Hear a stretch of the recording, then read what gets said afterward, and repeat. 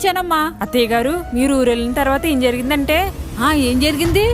మీ అబ్బాయి ఏం చేశారంటే నన్ను పట్టించుకోకుండా ఒక అమ్మాయిని బండి మీద ఎక్కించుకొని తిప్పుతున్నారండి. ఇంటికి కూడా రావట్లేదండి. అస్తమాను వర్క్ అని ఆఫీస్లోనే ఉండిపోతున్నారు. అలా చేస్తున్నాడమ్మా, నేను అసలు నమ్మలేకపోతున్నాను.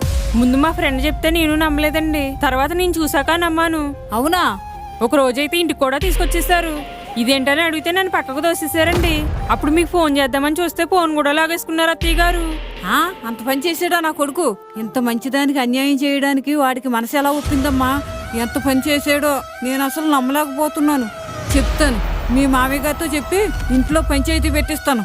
అసలు ఈ విషయంలో ఊరుకునేది లేదు. అత్తయ్య గారు, ఏడవకండి, ఊరుకోండి.